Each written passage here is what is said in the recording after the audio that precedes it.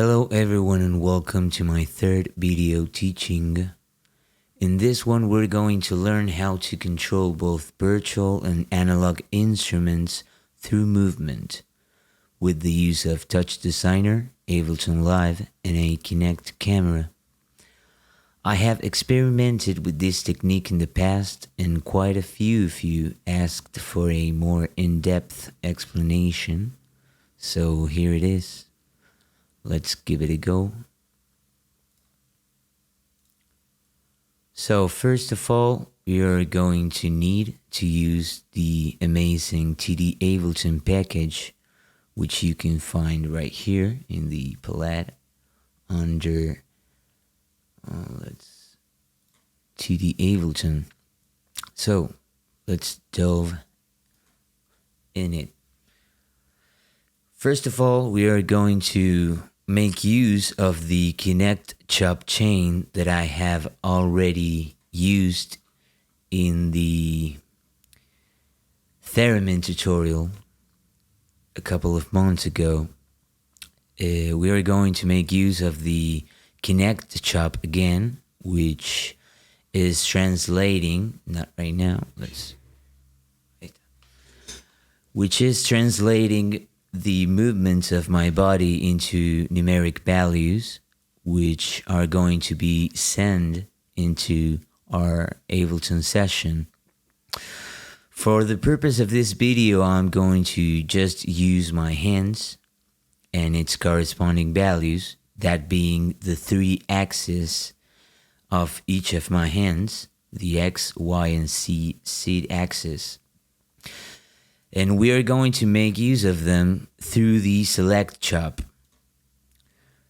To make things a little bit more intuitive, I have separated each of my hand axes with the use again of the select CHOP, and selected each of the values separately and assigned a math CHOP to each and every one of them. And why have I done that? I have done that to be able to play with the ranges of each of the axes. And I have already explained this in the theremin tutorial, which you can of course consult. But thing is, depending on the setup you're playing at, you're going to have different ranges of movement. For example, I'm on a relatively small room right now and I don't have much room to move. My limbs disappear if I go further than I should. So the thing is that we must properly configure the ranges we are going to be moving. For example, I have certain limits. I can go up until here. Let's go in. And to here. If I go further, my hand disappears and Kinect is no longer able to capture the movements of my hands. So that in this case is minus 0.30 up until 0.24. Let's change that. Minus 0.30 and 0.24. Of course, we're going to repeat this process with each part of the body we are capturing, and we want to send the numerical values to our Ableton session. After that, I just merged through the merge CHOP to make it a little bit more intuitive and send all of the data out of the chain and connected it to a null. And how are we going to send the data to Ableton Live? That's pretty simple. We are going to make use of the Ableton parameter component corresponding to the TDAbleton package.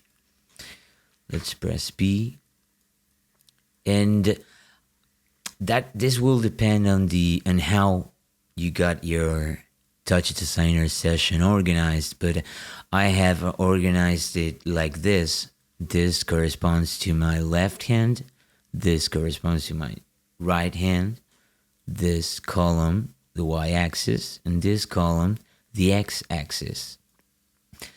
And let's pick our right hand y-axis and let's connect its corresponding value, that being the right hand y-axis. Bang, CHOP reference, and we are good to go. Already capturing the data and sending it to our Ableton session. Of course, we are going to repeat the process with each and every part of the body we are using. For the purpose of this video, I'm just going to use both of my hands y-axis to make it simpler and faster. Let's repeat the process again. Left hand y-axis. Perfect. That's perfect. So we have successfully captured the data and send it to Ableton Live. So let's head over to our Ableton session. We can see here that I have already put the TDAbleton song component into my master channel. In that way, Ableton will receive properly the data incoming from TouchDesigner. So let's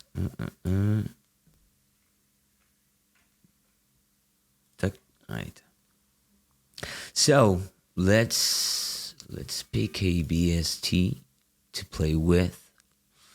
I'm gonna go with the almighty Repro 5.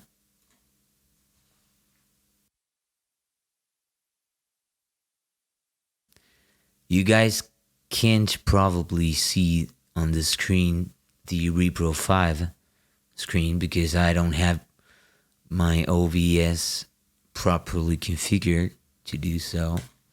So I'm gonna pick a preset really fast. Am I recording? Yeah. I'm gonna pick a preset. Perfect. And there's a couple of ways to trigger MIDI notes. Of course, you can use a MIDI controller. You can use, of course, a sustain pedal connected to the TouchDesigner session to trigger the MIDI note you want to trigger. For the purpose of this video and to speed things up a little bit, I'm just going to draw a simple note.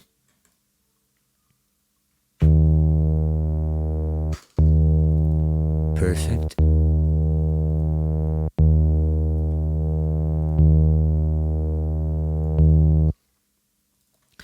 And here comes the interesting part.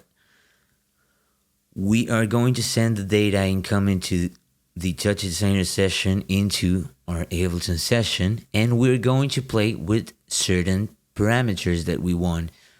In this case, I'm going to play with the frequency of the first oscillator in Repro 5.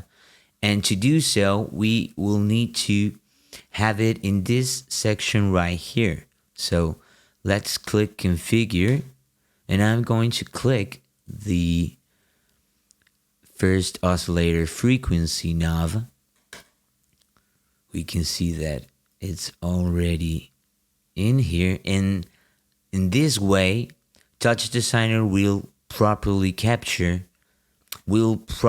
know that we want to play with this parameter right here. So let's give it no, it's not connected yet. Let's head back to our TouchDesigner session. Head over to the right hand y-axis, and we are going to pick the channel we want to play with. In this case, Repro 5 and frequency. That's great. Let's head over again, and it's properly connected. As we can see, as I raise my hand, the value raises too. If I lower my hand, the value lowers too. Perfect. Let's give it a try.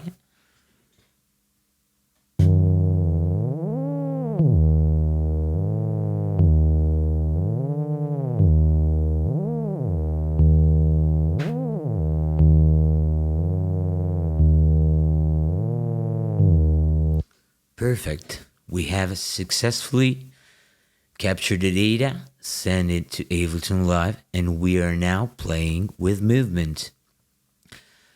Let's assign a cool sound to our left hand y-axis right now. I'm going to try to do this quickly. Remember that you guys can't see my reprofile screen, but I'm going to pick a preset. Let's try this one. Cool. Perfect. I'm going to change a few things to embellish a little bit the whole thing. That thing. Perfect. And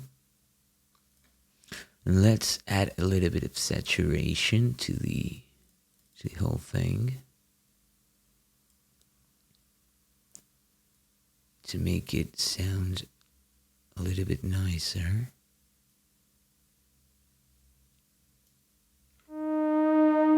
Perfect. Let's add a little bit of flavor too. Redux.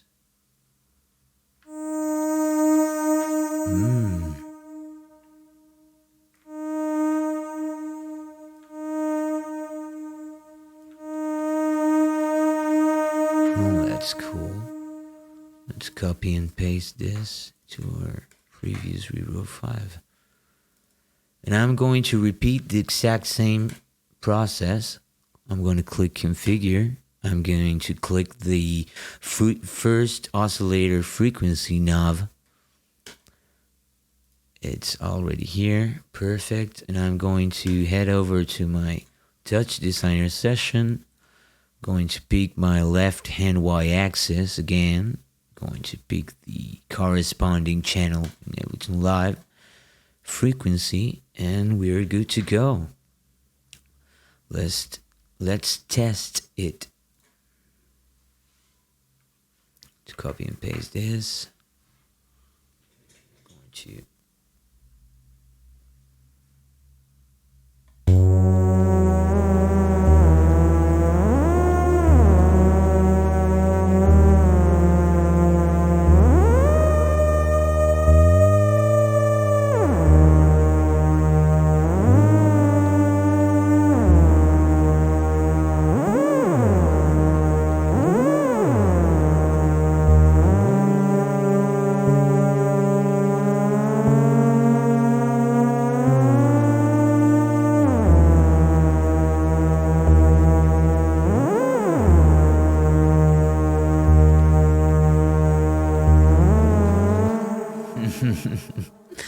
pretty cool. So we have successfully captured the data with the help of TouchDesigner, Ableton Live, and my Kinect camera, and controlled certain parameters of the BSTs of our choosing. Of course, as I said previously in the video, you can control also analog instruments if you have an audio interface that lets you do that. I mean, send MIDI in and out. And you can do all sorts of cool experimentations with this technique. I have, as I said again, in the beginning of the video, experimented with a couple of cool setups. I think, for example, I used some face values, my eyes, my mouth, to trigger MIDI notes and send in them to a drum rack in Ableton Live, which I thought it was pretty cool. But you can do, again, all sorts of wonderful things. For example, I don't know, capture the position of the artist in the let's say playground, and change the effect chain as the artist moves in the space. I don't know. There's a lot of possibilities with this technique. So thank you very much for staying till now, and I almost forgot that you can access all of the experimentations I have done in my Patreon page, which I'll leave a link in the description of this video. And yeah, that's it. Please, if you like the video and would like to further upload a video of you experimenting with this technique, I would be more than glad to be a part of the credits. And yeah, that's it. Thank you very much, guys, and hope to see you in the next one.